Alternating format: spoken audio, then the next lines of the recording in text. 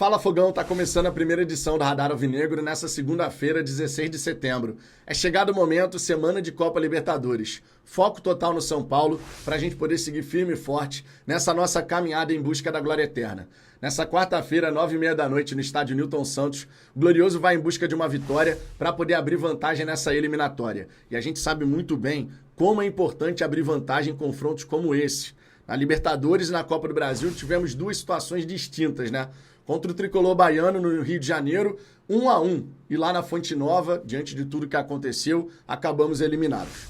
Já contra o Palmeiras, vantagem mínima, 2-1, um golzinho de diferença. Mas no fim das contas, 4-3 no agregado e o Botafogo avançou para as quartas de final.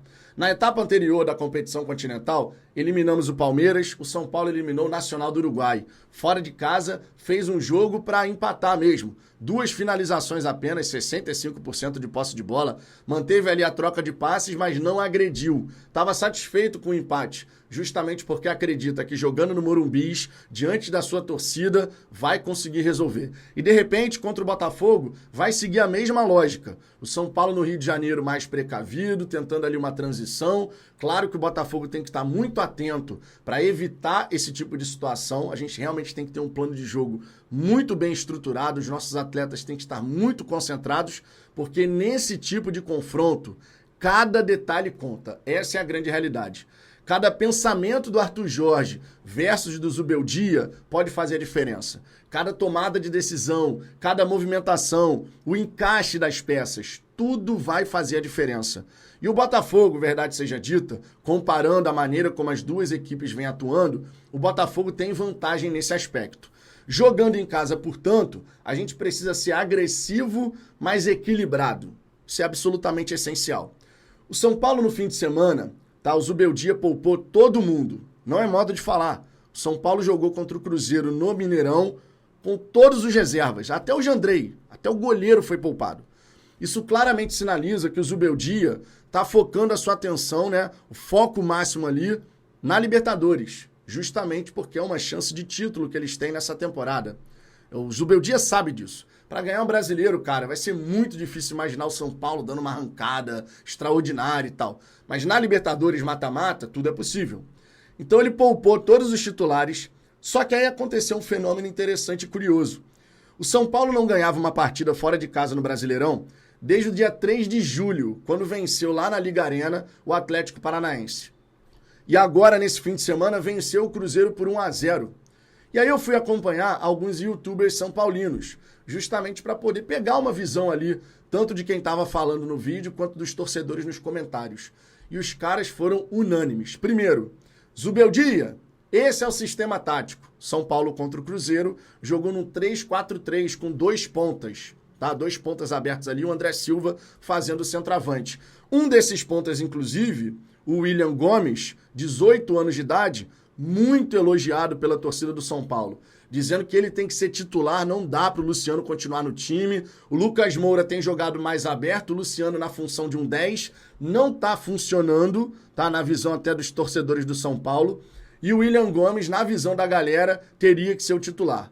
O São Paulo teria que vir ao Rio de Janeiro jogar no 3-4-3 com o William Gomes, mais 10, digamos assim. Lucas Moura ali fazendo a função do 10, o Caleri como centroavante e, de repente, até o Eric, que jogou contra o Cruzeiro, na ponta direita. Justamente porque são alternativas de velocidade, tanto o Eric quanto o William Gomes. No meio de campo, os 2 volantes foram muito elogiados, mais até o Marcos Antônio do que o Santiago Longo. Mas os torcedores do São Paulo também dizendo, esses caras 2 juntos ali jogaram muito, o Marcos Antônio foi soberano no meio de campo, tomou conta ali do setor. Então a torcida do São Paulo, ela tá querendo muito que o Zubeldia faça várias mudanças no time para encarar a equipe do Botafogo. Mas eu duvido muito que isso vai acontecer, Fogão, duvido muito. Porque o treinador, normalmente, quando tem as suas convicções, para ele abandonar essas convicções, demora muito. Não é só um jogo no Brasileiro que faz com que isso aconteça. É claro que o Zubeldia pode surpreender. É claro que ele pode botar o Lucas Moura mais centralizado e botar o Luciano no banco. Mas aí é você mexer com os medalhões, né? Com o medalhão, na verdade, que é o Luciano. Luciano é o camisa 10 do São Paulo, afinal de contas. Não vem jogando bem, é verdade, mas ele tem esse destaque na equipe do São Paulo, não tem como negar. Então vai ser curioso ver o que o Zubeldia vai fazer. Poupou todos os titulares e vai fazer várias mudanças, promover várias alterações na equipe visando o confronto contra o Botafogo, ou vai ser mais comedido? Eu acredito mais na segunda opção, sinceramente. Por mais que a torcida do São Paulo queira ver uma série de mudanças, tira o Rafinha, bota o Igor Vinícius, coloca o Marcos Antônio ali no lugar do Lisieiro, coloca o William Gomes no lugar do Luciano, traz o Lucas Moura pra dentro. São muitas mudanças em cima da hora. Se de repente o Zubeldia tivesse feito isso mais vezes anteriormente, eu até acreditaria que ele poderia fazer tudo isso de alteração. Mas considerando a escolha dele de colocar um time todo reserva, mesmo com esse time indo bem contra o Cruzeiro, a tendência natural, pelo menos no Rio de Janeiro, é que ele coloque o time que foi poupado, que foi preservado. Ou seja, você teria o Rafinha ali do lado direito, você teria o Lucas Moura provavelmente fazendo ali mais pela esquerda, o Luciano por dentro, o Wellington Rato também fazendo parte dessa trinca aí, Caleri lá na frente, a gente tem que ter muito cuidado com ele. Mas vai ser um São Paulo, na minha opinião, mais focado em se defender do que em atacar, do que realmente agredir o Botafogo, tá? O São Paulo vai tentar levar, de repente, um empate pra lá. Não tô acreditando que o São Paulo vai jogar de peito aberto, que vai querer atacar o Botafogo, não tô. Até porque o Zubeldia sabe que se vier assim pro Rio de Janeiro, a chance dele tomar 2, 3 é muito grande.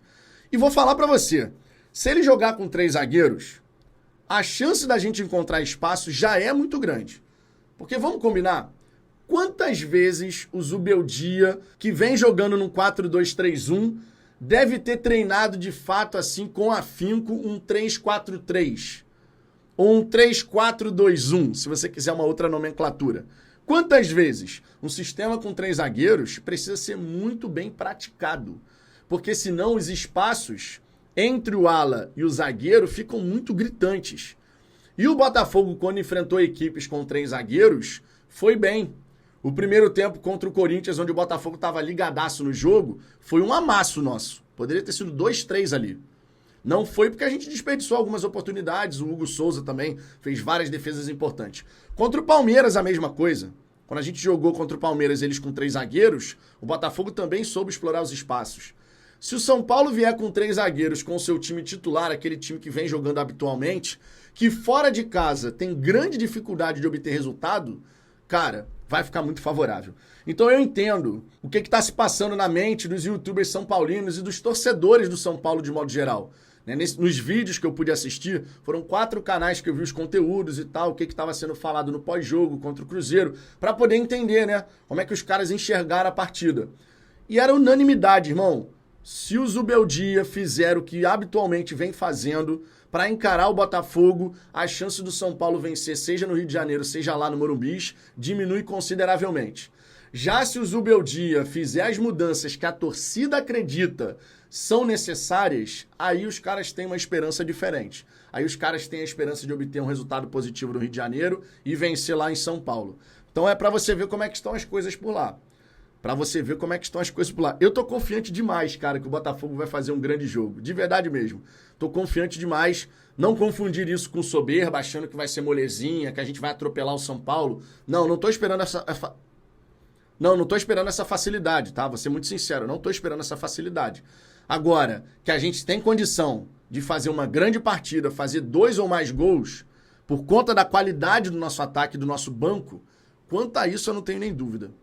Eu diria pra você, Fogão, se eu tivesse que palpitar aqui sobre um placar, eu diria pra você que o Botafogo faz uns 2-0 pelo menos. Tô confiante pra isso, cara. Tô confiante de verdade.